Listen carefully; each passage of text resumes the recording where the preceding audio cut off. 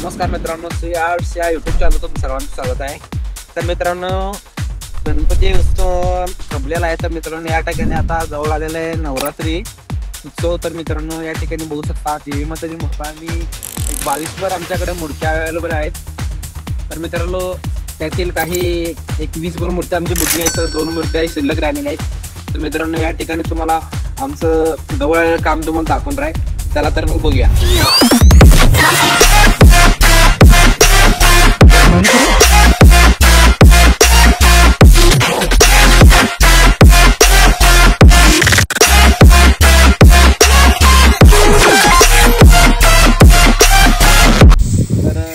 तुम्हाला तर माहित आहे मित्रांनो, कंटिन्यू 4-5 दिवस पाऊस लागल्यामुळे मूर्त्या आमच्याकडं वाळलेल्या नाहीत. तर त्यासाठी मित्रांनो आम्ही गॅसवरती हिटर देऊन मूर्त्या वाळवण्याचा प्रयत्न करत आहे. आज थोडं ऊन पडले त्यामुळे मूर्त्या थोड्या सुकलेल्या आहेत. या ठिकाणी बघू शकता अजून थोडे ओले आहेत मित्रांनो. ही मूर्ती, प्रत्येक मूर्तीचं सौंदर्य ह्या पहिल्या रंगाच्या थरापासून सुरू होतं. ही पांढरी रंगसंगती म्हणजे मूर्तीला नवीन जीवन देण्याची पहिली पायरी आहे. कलाकारांच्या कुशल हातांनी आईचं रूप अधिकाधिक तेजस्वी होत जातं.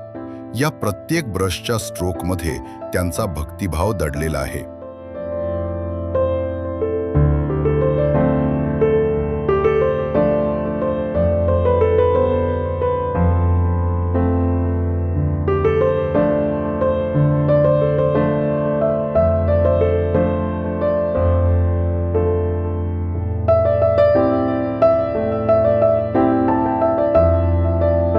नमस्कार मंडळी, आज आपण जाणून घेणार आहोत आपल्या दुर्गा मातेची कथा आणि आपण नवरात्रीत तिची पूजा का करतो. पुराण कथेनुसार एकेकाळी महिषासूर नावाचा एक असुर होता. त्याने कठोर तप करून ब्रह्मदेवाला प्रसन्न केलं. ब्रह्मदेवाने त्याला असा वरदान दिलं की कोणताही देव किंवा दानव त्याचा पराभव करू शकणार नाही. या वरदानाचा गैरफायदा घेत महिषासुराने पृथ्वी, स्वर्ग आणि पाताळ ताब्यात घेतला. देवतांना पराभूत करून त्यांना स्वर्ग सोडून द्यावं लागलं. संपूर्ण विश्वात भीती आणि अराजकता पसरली. तेव्हा सर्व देव एकत्र आले आणि त्यांनी आपल्या शक्ती एकत्र करून एक अद्भुत तेज निर्माण केलं. त्या तेजातून प्रकट झाली आदिशक्ती दुर्गा माता.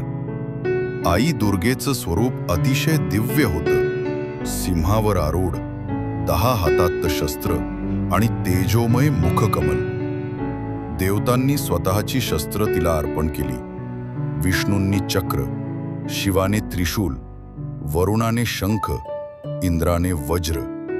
यानंतर सुरू झालं महिषासूर आणि दुर्गा मातेचं युद्ध. हे युद्ध 1-2 दिवसाचं नव्हतं, तर 9 दिवस 9 रात्री चाललं. प्रत्येक दिवशी मातेनं असुरांच्या भयंकर सेनापतींना पराभूत केलं. अशा प्रकारे नवरात्रीच्या 9 दिवसात मातेच्या 9 वेगवेगळ्या रूपांची उपासना केली जाते. शैलपुत्री, ब्रह्मचारिणी, चंद्रघंटा, कूष्मांडा, स्कंदमाता, कात्यायनी, कालरात्री, महागौरी आणि सिद्धिदात्री. शेवटी 10व्या दिवशी माता दुर्गेने महिषासुराचा वध करून धर्म आणि सत्य यातून आपल्याला शिकायला मिळतं की जगात कितीही अधर्म, अन्याय आणि अंधार असला तरी सत्य, धर्म आणि प्रकाश नेहमीच जिंकतो. मातेची उपासना ही केवळ परंपरा नाही, तर श्रद्धा आणि शक्तीवरचा विश्वास आहे. आजही नवरात्रीत आपण दुर्गा मातेची स्थापना करून भक्तिभावाने आरती करतो, गरबा खेळतो, भजने गातो. आपल्या आयुष्यातील दुःख, अडचणी आणि संकट दूर करण्यासाठी आपण तिच्याकडे प्रार्थना करतो. ती आपल्याला सामर्थ्य, धैर्य आणि विजय प्रदान करते.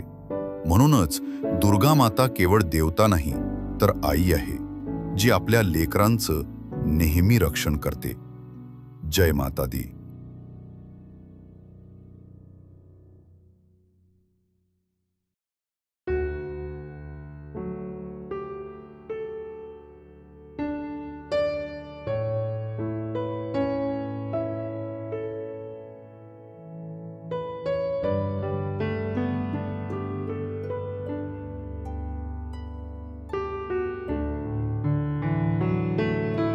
आपल्या डोळ्यांसमोर उभ्या आहेत 1-2 नव्हे तर तब्बल 22 दुर्गामाता मूर्ती.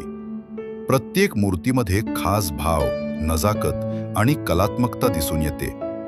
जणू माता दुर्गेच्या 22 वेगवेगळ्या रूपांचं दर्शन घडत आहे असं भास होतं. हीच श्री आर्ट्सची खासियत, भक्तिभाव आणि कलात्मकतेचं सुंदर मिश्रण.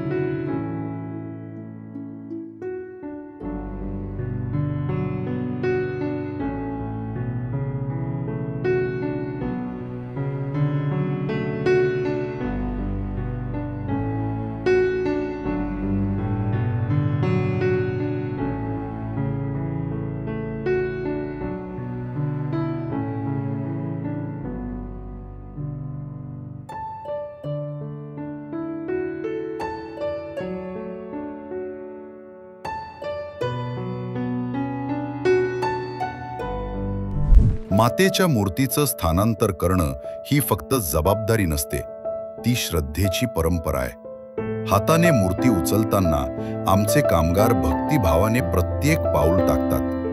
मूर्तीला कुठलाही त्रास होऊ नये म्हणून अत्यंत काळजीपूर्वक हा क्षण पार पाडला जातो. हीच ती भावना, आई म्हणजे आपल्या कुटुंबाचा भाग आहे.